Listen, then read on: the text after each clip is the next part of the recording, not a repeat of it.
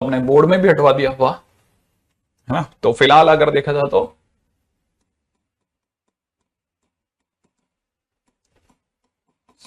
हमारे अगले टाइटल पे दौड़ते हैं, मोनोटोनिसिटी। ठीक है ना। Basically property of graph showing graph going in which direction। ठीक है ना। बेसिकली ये चैप्टर का जो पर्पज है वो ये कि हम ग्राफ की वो प्रॉपर्टीज पकड़ सकें जिससे हमें, ठीक है ना, फंक्शन लिया ना मैंने v is equal to x cube, ठीक है ना। अच्छा, property of graph showing a graph going in which direction, है ना। बेसिकली उतना इंपॉर्टेंट नहीं था, तो वैसे भी मन से मैं इतना कुछ आता नहीं है अप्रोक्सीमेशन को लेकर के, ठीक है। अच्छा, कि ग्राफ किस डायरेक्शन में जा रहा है ये बताता है ना बेसिकली। एक्चुअली मोनोटोनस का मतलब होता है एक जैसा रहना, है ना। कोई आदमी अगर बाय द वे जरूर से ज्यादा हंसाता है तब भी उसे मोनोटोनस कहते हैं कि यार मोनोटोनस, यार वो हमेशा ऐसे मस्खरा ही रहता है, तो मोनोटोनस है ना। और अगर कोई बोरिंग होता है तब भी अपन मोनोटोनस बोलते हैं, तो बेसिकली मोनोटोनस है ना। तो मोनोटोनस से मोनोटोनसिटी आई है, ऑब्वियस सी बात है। तो ग्राफ की एक ऐसी प्रॉपर्टी जो हमें बताती है ग्राफ किस डायरेक्शन में जा रहा है, ठीक है। तो हमारे पास में बेसिकली ह्यूमन नेचर के हिसाब से देखा जाए तो हमारे दिमाग में दो ही डायरेक्शन हुआ करती थी कि या तो ग्राफ ऊपर की तरफ जा रहा है या फिर नीचे की तरफ जा रहा है। तो जब ग्राफ ऊपर की तरफ जा रहा होता था तो हम कहते थे कि फंक्शन इज इंक्रीजिंग, ठीक है। और ग्राफ जब नीचे की तरफ जा रहा होता था हम कहते थे फंक्शन इज डिक्रीजिंग। फिर धीरे धीरे और हमने थोड़ा और इसको थोड़ा और परिष्कृत किया, हमें पता चला कि इंक्रीजिंग डिक्रीजिंग में भी दो बातें हैं, ठीक है। एक तो ग्राफ जो है वो लगातार बढ़ता ही चला गया, तो हमने उसका नाम दिया स्ट्रिक्टली इंक्रीजिंग, है ना, स्ट्रिक्टली इंक्रीजिंग, ठीक है। फिर अगर क्या नाम इसका, एनसीईआरटी वालों ने इसी का नाम दिया मोनोटोनिकली इंक्रीजिंग, मोनोटोनिकली इंक्रीजिंग, ठीक है। तो ध्यान रखना दो तरह की बातें रखी गई, एक ही चीज को दो शब्दों में नाप गया। सेम वे ऐसे भी मौका है जब फंक्शन जो था ना वो गिरा नहीं, माने इंक्रीज हुआ फिर बैलेंस हो गया फिर चलता रहा, तो गिरा नहीं, तो हमने इसे बोला non decreasing, non decreasing graph, ठीक है ना। तो ध्यान रखना हमने कुछ नए नए शब्द का इजाद किया। सेम वे हमने डिक्रीजिंग के अंदर भी दो शब्द ढूंढे, स्ट्रिक्टली डिक्रीजिंग, नॉन इंक्रीजिंग, ठीक है ना। और फिर इसके सिवा हमको एक और चीज भी समझ में आई कि नहीं यार एक और पूरी कहानी में एक और पात्र भी है, और वो था जब हमारा ग्राफ ना इंक्रीज करा ना डिक्रीज करा, वो कांस्टेंट था। तो हमारी तरफ से तीन तरह की चीजों को समझा गया। तो जो बेसिकली ग्राफ की प्रॉपर्टी थी कि ग्राफ की नेचर कैसी है, किस डायरेक्शन में जाने वाली है, वो तो ये वाला है ना। तो अपने को पता चला कि अच्छा ये है ना। तो अब यहां से धीरे धीरे चीजें समझ में आने लगी। अच्छा, तो दूसरी बात क्या ना, हमको यहां से एक और चीज पता चल गई कि फंक्शन भी मतलब दो तरह का होगा, ठीक है ना। कौन कौन से दो तरह का होगा फंक्शन, या तो मोनोटोनिक होगा, या तो फंक्शन मोनोटोनिक है या फिर नॉन मोनोटोनिक है, ठीक है।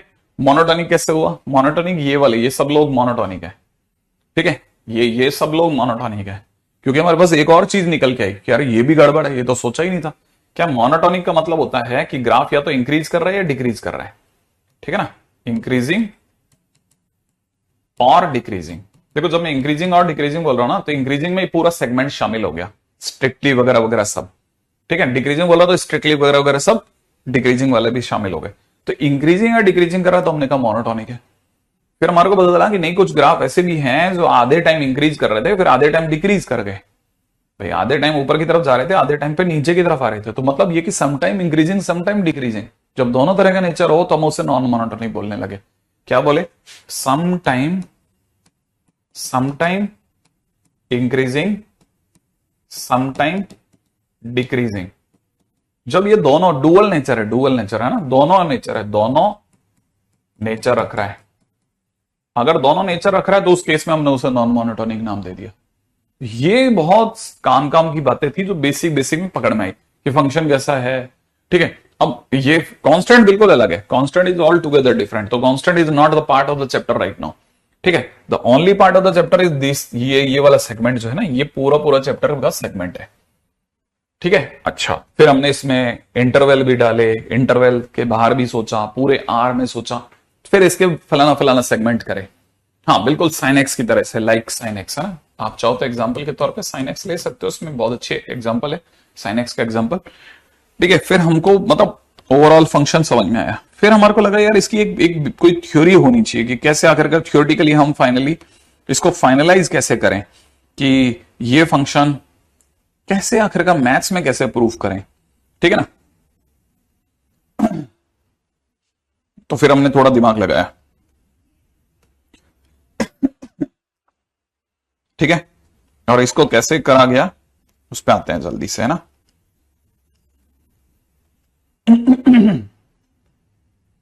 जैसे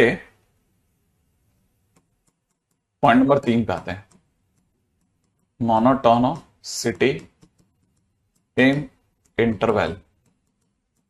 इंटरवल इंटरवल में मोनोटोनोसिटी की बात करी जाए तो उसमें सबसे पहली बात करते हैं कि फंक्शन इज इंक्रीजिंग।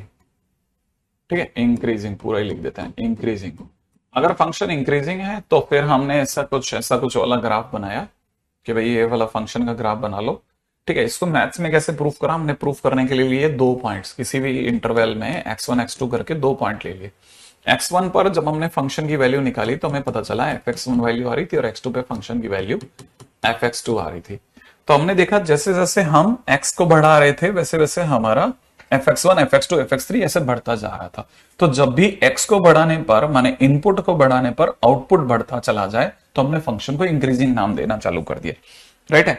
तो हमने कैसे लिखा इस बात को कि इफ, है ना, x2 जो है वो x1 से बड़ा हो, x2 जो है वो x1 से बड़ा हो और उसके कारण से आने वाला fx2 जो है वो भी fx1 से बड़ा हो, then function is increasing, then f is increasing. बस इतना सिंपल थ्योरी रखी हमने, बिल्कुल एकदम वन लाइन थ्योरी रखी, बिल्कुल कहीं भी कोई भी कंफ्यूजन नहीं रखा। अच्छा, ये तो धीरे धीरे मतलब पहले आप यहां तक लिखो फिर आगे चलेंगे। अच्छा, अब इसमें तो सर ऐसा भी हो सकता है ना कि ये सर मतलब नॉन डिक्रीजिंग वाला ग्राफ हो जाता, तो मैंने कहा अगर नॉन डिक्रीजिंग वाला ग्राफ होता तो देखो आप ऐसे सोचते ना, ऐसे। ठीक है, थोड़ा इंटरेस्टिंग बना लेते हैं, ऐसे सोचते आप। अच्छा सर, इसमें तो ऐसा होता कि चलो सर एक पॉइंट यहां x1 था, एक पॉइंट यहां x2 था, फिर क्या करते। मैंने कहा अगर आप ध्यान से देखो ना तो आपकी थ्योरी में आपकी बात ही खत्म होगी। देखो आपका यहां पे fx1 आ रहा है और यहां पे fx2 आ रहा है। ठीक है ना। तो आप देखो x1 से x2 को बढ़ाने पर आपका फंक्शन बढ़ा हुआ ही आया, तो मतलब ये फंडा तो अभी भी काम कर रहे हैं। हाँ, इन केस अगर नॉन डिक्रीजिंग है तो बस इतना सा और चेंज कर सकते हैं कि किसी किसी जगह पे ऐसा भी आ सकता है, इंटरवल में कुछ ऐसी जगह भी आ सकती हैं जहां पे fx1 fx2 के बराबर हो जाए।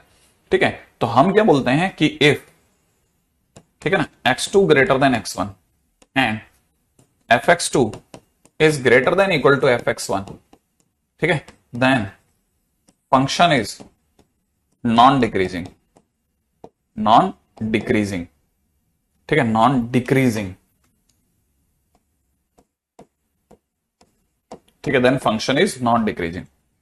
अच्छा, ये जो चीज भी हमने बोली ना नॉन डिक्रीजिंग वाली, अब इसको पूरे को शामिल करके कि हमें पता ही नहीं है सर नेचर कैसी है, इंक्रीजिंग है कि नॉन डिक्रीजिंग है, तब क्या बोलेंगे सर, हमें बस ये पता है इंक्रीजिंग है, तो फाइनल क्या वर्डिक्ट दें। तो हमने फाइनल वर्डिक्ट ये दे दिया, क्योंकि जब हम ये बोलते थे तो इसमें ऑटोमेटिकली ये वाला शामिल था। हम जब सेकेंड लाइन बोलते थे तो फर्स्ट लाइन ऑटोमेटिक शामिल है। आपको पता होगा कि a is greater than equal to b में a is greater than b already शामिल होता है, क्योंकि ग्रेटर देन इक्वल टू में ग्रेटर देन के चांस तो पूरे हैं। तो इसीलिए लोगों ने थियोरेटिकली स्ट्रिक्टली इंक्रीजिंग जब तक नहीं पता था तब तक ग्रेटर देन बोलना बंद करके ग्रेटर देन इक्वल टू बोलना चालू कर दिया। ठीक है, बस इतना समझते चले, है ना। आई एक्सपेक्ट कि अगर फ्लैट लाइन भी लोगे तब भी आपको पता चलेगा कि fx1 is greater than equal to fx2 जो था वो बिल्कुल फिट बैठ गया। ठीक है ना। अच्छा, इवन कुछ लोगों ने तो और आगे चले गए, उन्होंने कहा x2 सर जब x1 से बड़ा है, ठीक है, और आपका जो fx2 जो आ रहा है वो अगर fx1 से बड़ा या बराबर भी आ रहा है तो सर एक तरह से तो y2 is greater then y1 हो गया ना। मैंने कहा हाँ, तो सर फिर तो ये y2 minus y1 is greater than equal to 0 आ गया ना। सर ये तो rate of change of y positive आ रहा है ना, और यहां पे देखा जाए तो rate of change of x is already positive ना। मैंने कहा हाँ, तो सर फिर rate of change of y में rate of change of x का अगर आपने डिवाइड लगा दिया तो सर मुझे ऐसा लगता है कि आप y2 minus y1 upon x2 minus x1 निकाल बैठेंगे और ये भी पॉजिटिव ये भी पॉजिटिव, तो overall greater than equal to 0 आ जाएगा ना। मैंने कहा तो कि सर अगर ऐसा हो जाएगा तो सर आपका ये dy by dx is greater than equal to 0 हो गया ना। मैंने कहा अगर फंक्शन डिफरेंशिएबल है तो होगा।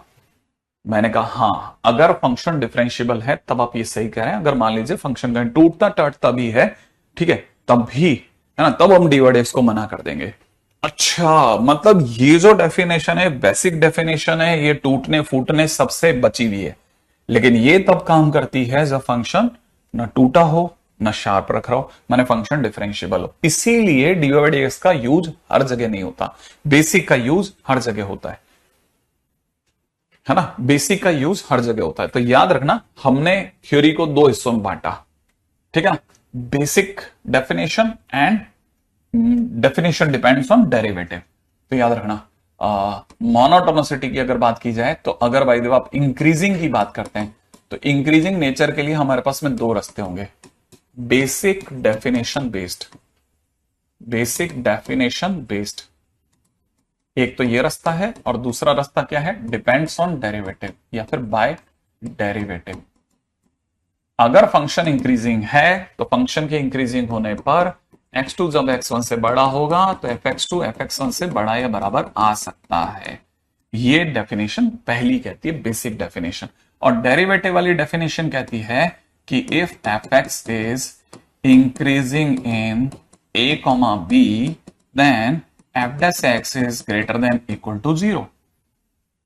अच्छा, okay, greater than equal to 0, exactly, ठीक है ना। और अगर हमारे को बहुत श्योर नेचर पता है जिसके बारे में, तब भी हम कोशिश करते हैं कि dy dx greater than 0 equal to 0 बोला जाए, ठीक है। तो सर वैसे ही डिक्रीजिंग के लिए भी ऐसा ही होता होगा, मतलब अगर डिक्रीजिंग की बात की जाती तब भी हम लोग यही कह सकते थे कि अगर कोई फंक्शन जो है वो अगर मोनोटोनिकली, मतलब मोनोटोनिकली क्यों बोल रहा हूं मैं, ठीक है, अगर फंक्शन जो है वो डिक्रीजिंग है, ठीक है ना, तो मैंने कहा अगर कोई भी फंक्शन अगर डिक्रीजिंग फंक्शन है तो उस केस में उसका ग्राफ या तो गिरता हुआ होगा या फिर रुक रुक के गिरता हुआ होगा। ऐसे दोनों ही केसेस में अगर आप x1 x2 को कंपेयर करेंगे तो आपका fx1 जो है वो ऊपर आ गया और fx2 जो है कंपैरेटिवली नीचे आ रहा है।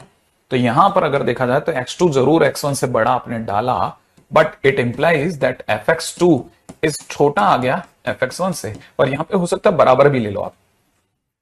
तो अगर ऐसा हो गया देन आप समझ जाना कि f इज डिक्रीजिंग, और यू कैन से कि when f dash x is less than equal to 0 then decreasing function.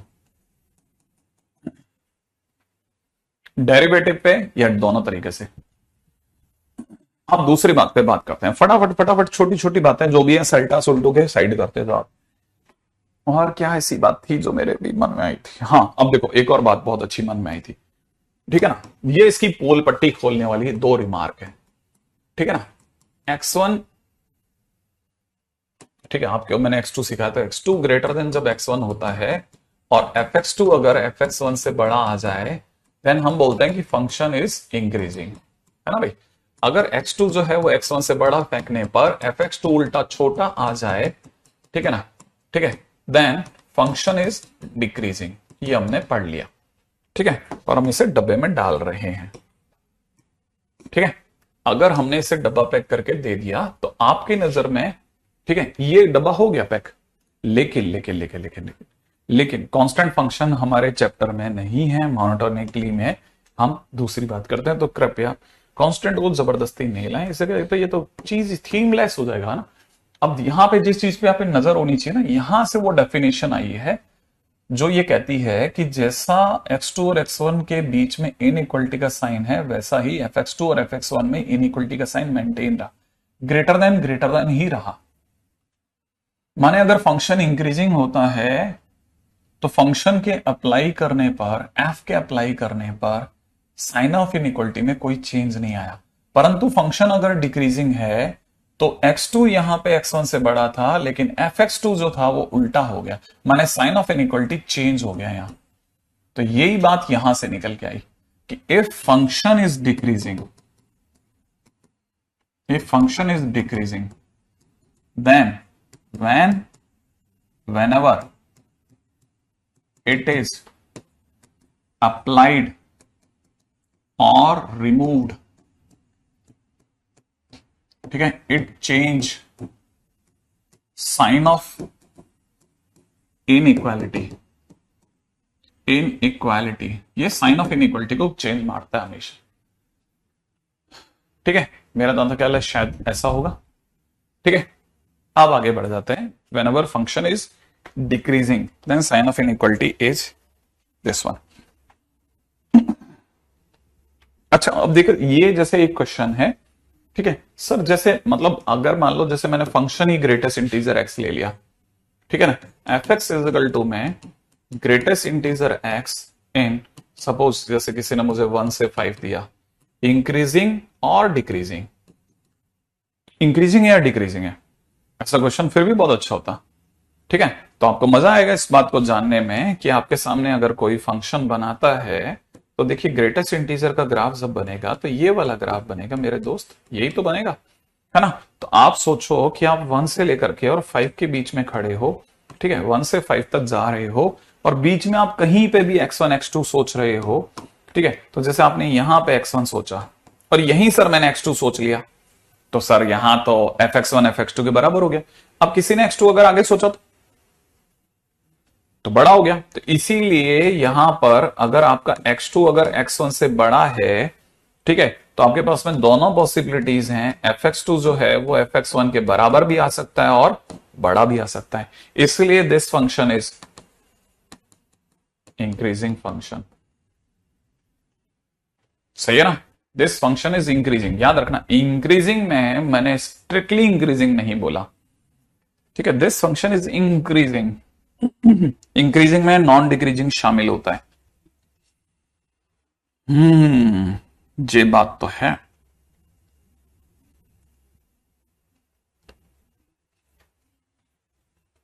ठीक है, अच्छा बताइए कि जैसे मैंने आपसे क्वेश्चन में पूछा कि f x is equal to a x square plus b x plus c when a is not equal to 0 is increasing और डिक्रीजिंग, क्या है ये? A x square is increasing और डिक्रीजिंग, क्या चीज है ये? सोचिए फटाफट, ये कैसा फंक्शन है?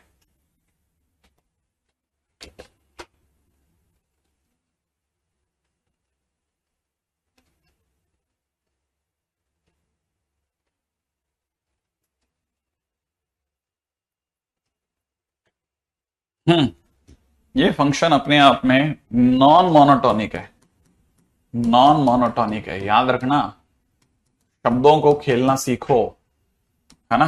क्यों? क्योंकि इसका ग्राफ जब भी बनेगा आधे टाइम डिक्रीजिंग आधे टाइम इंक्रीजिंग होगा। डिक्रीजिंग देन इंक्रीजिंग, है ना, decreasing then increasing.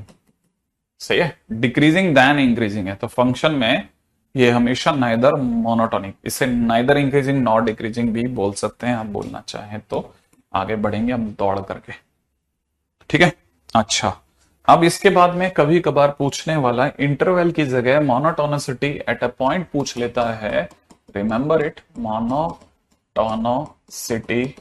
Eight a point x is equal to a, वो पूछ सकता है। तो अगर x इज इक्वल टू ए पे पूछ रहा है, जैसे सपोज ये फंक्शन ने a पर बात करी मुझसे, तो फिर a पर मैं a से थोड़ा सा आगे a प्लस एच और a से थोड़ा सा पीछे a माइनस एच पे आना चाहूंगा, राइट है। और मैं फंक्शन की वैल्यू चेक करूंगा। मेरी फंक्शन की a पर वैल्यू f ऑफ a है, f of a plus h पर है, और फंक्शन की इस पर value f of a minus h है, ठीक है ना। तो मैं लेफ्ट नेबरहुड और राइट नेबरहुड पे फंक्शन का वैल्यू कंपेयर करूंगा।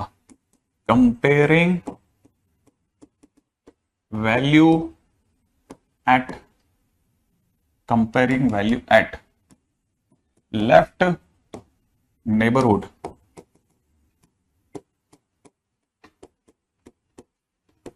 And right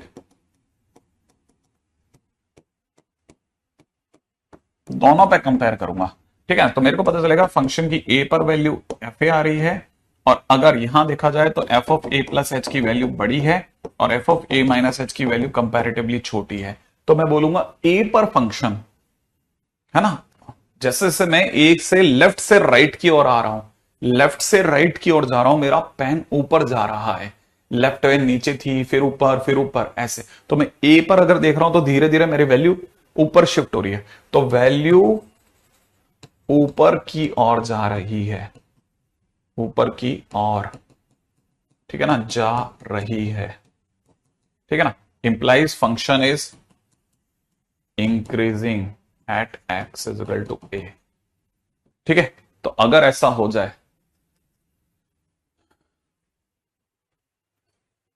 let the question come Aditya, फिर उसके बाद बताता हूं, है ना। उसके बाद ऐसा, ये इतना इंपॉर्टेंट नहीं है, ये अपन जिस पे इतना फोकट, इतना दिमाग लगा रहे हैं, इतना चैलेंजिंग नहीं है ये, लगता है बस, और कुछ नहीं है, ठीक है। अब जैसे क्वेश्चन में पूछ लिया कि f x is equal to दे रखा है x square minus 2x minus 3 at x is equal to -1, ठीक है।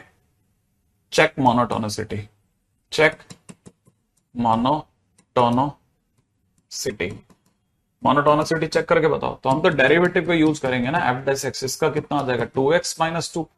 अब मैं इसमें x की जगह पे -1 पुट कर दूंगा, तो -1 पुट करते ही -1 -2 -4 आ गया, which is a negative number. तो मैं बोलूंगा कि f dash x is negative, इसीलिए function is decreasing at x is equal to -1। मैं क्यों टाइम वेस्ट करूंगा इसमें, फंक्शन -1 पे डिक्रीजिंग है, काम खत्म, ठीक है।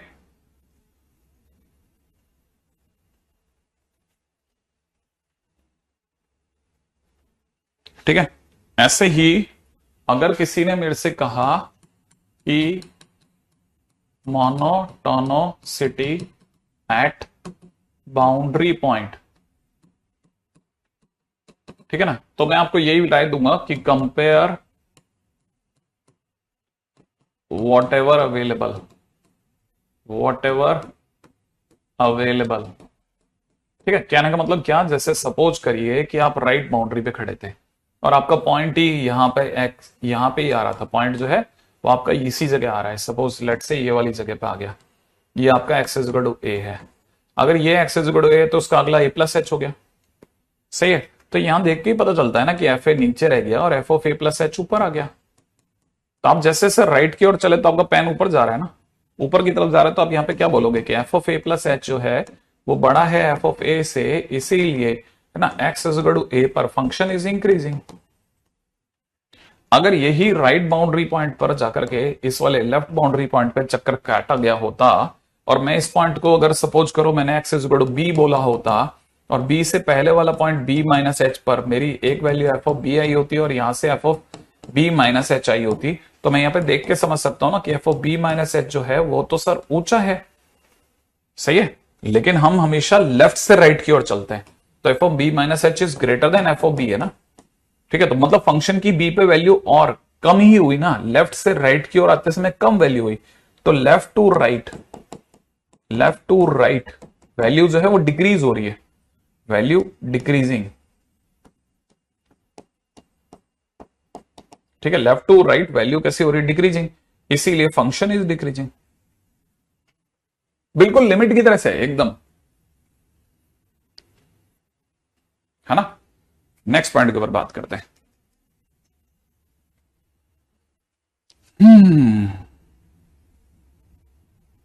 अगले पॉइंट के ऊपर बात करते हैं, अगला पॉइंट, अगला पॉइंट, अगला पॉइंट,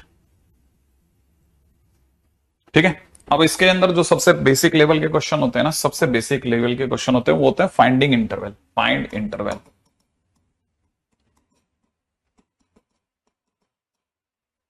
जैसे मान लीजिए क्वेश्चन में किसी ने पूछा, ठीक है ना, ठीक है, फाइंड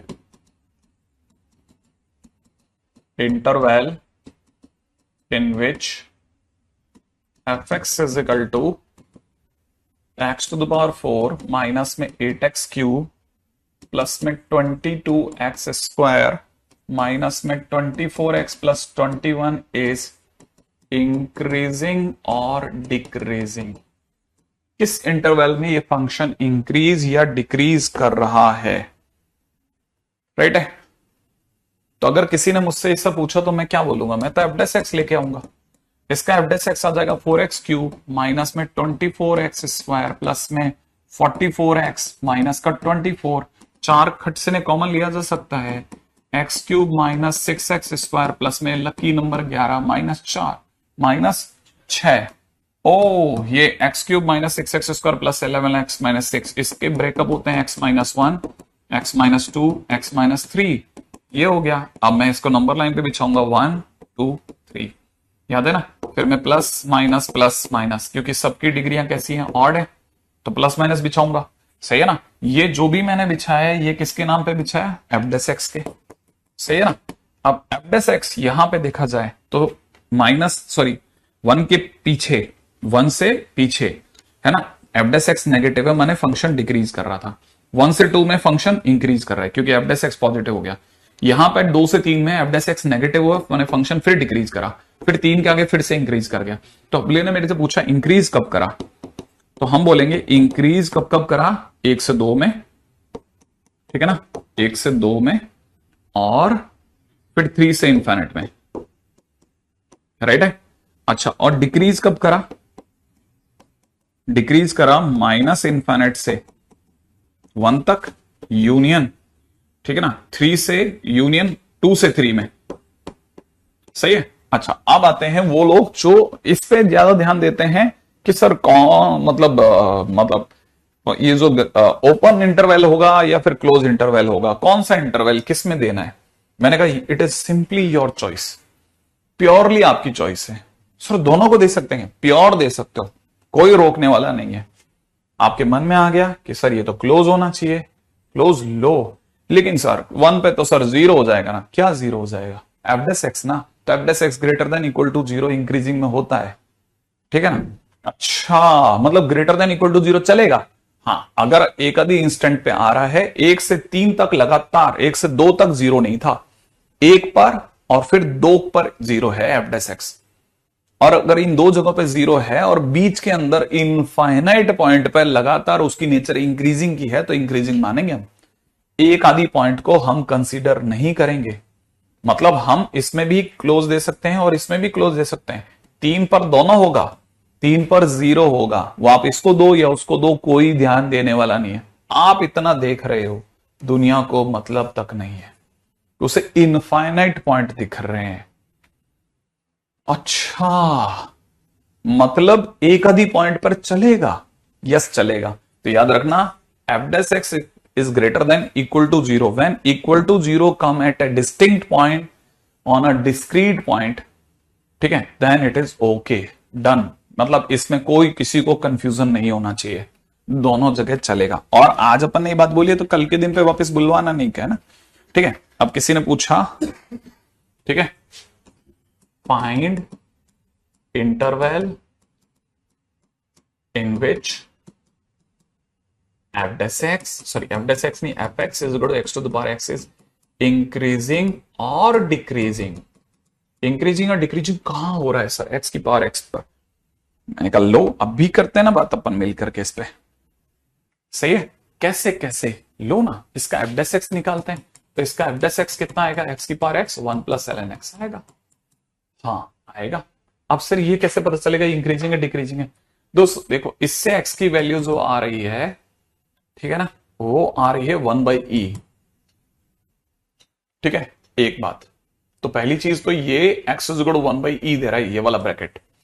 अच्छा, दूसरी बात ये कि इसका जो डोमेन है वो, क्योंकि ये वेरिएबल के नीचे बैठा है, वो हमेशा 0 से इंफिनिटी चाहेगा। याद है ना, डिग्री जब भी वेरिएबल होती है तो बेस को पॉजिटिव हों का सर्टिफिकेट देना पड़ता है, और बेस यहां पे x है, तो x अगर पॉजिटिव हो गया तो x को 0 से बड़ा होना पड़ेगा, माने इसका डोमेन जो है वो 0 के पीछे है ही नहीं। तो जितना भी मैं ग्राफ के बारे में कल्पना कर सकता हूं वो 0 या 0 के आगे कर सकता हूं। 0 से आगे चलते ही कहीं दूरी पर मेरे 1/e आएगा, आएगा ही आएगा। 1/e पे एफ डैश एक्स 0 हो रहा है, और अगर मैं 1/e से आगे चलता हूं, जैसे मैंने कुछ भी रख दिया, एक 1 रख के दिखा देता हूं आपके सामने, अगर मैंने 1 भी रख दिया ना x की जगह पर, तो आंसर 1 माने पॉजिटिव आएगा, माने 1/e के आगे मेरा एफ डैश एक्स पॉजिटिव है और 1/e के पीछे मेरा आंसर नेगेटिव होगा। आप चेक कर सकते हैं, मेरा ज्यादा ख्याल है ठीक है, अरे वेरी गुड, स्कूल से देख रहे हो आप।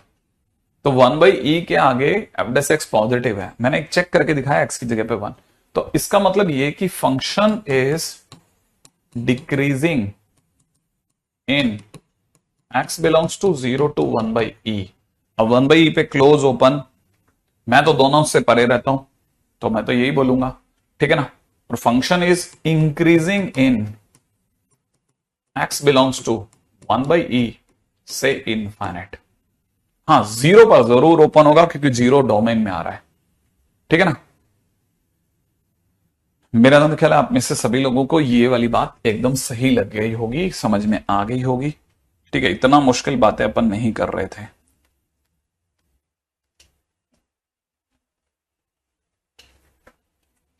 राइट है, अच्छा।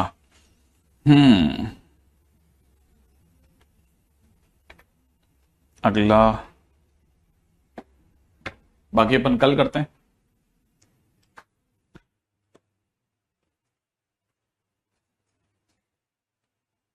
ये चल करके लिख रहे हैं स्टोरी है क्या? सर कल सर ने मोबाइल ले लिया था पर देखा कि ऐप ऐप है तो सर भी देखने लगे। अच्छा, ठीक है, watching direct from white house. सही है, चलो आज के दिन पे तो बाय, है ना। और अब अपन खुले खेल सकते हैं। एक से यहाँ पे एओडी की शीट आ गई है कि नहीं आई है ना की? हाँ, टेंजेंट और नॉर्मल की शीट आ गई है और उसमें ज्यादा क्वेश्चन नहीं है, 94 क्वेश्चन है, ऑल कैन बी डन, ठीक है ना। चलिए साहब, हाँ वो मैं डिस्कशन रोके हुए खड़ा हूं, लेकिन जगह भी तो बने कहीं, ठीक है। तो सक्षम कल करते हैं डिस्कशन थोड़ा।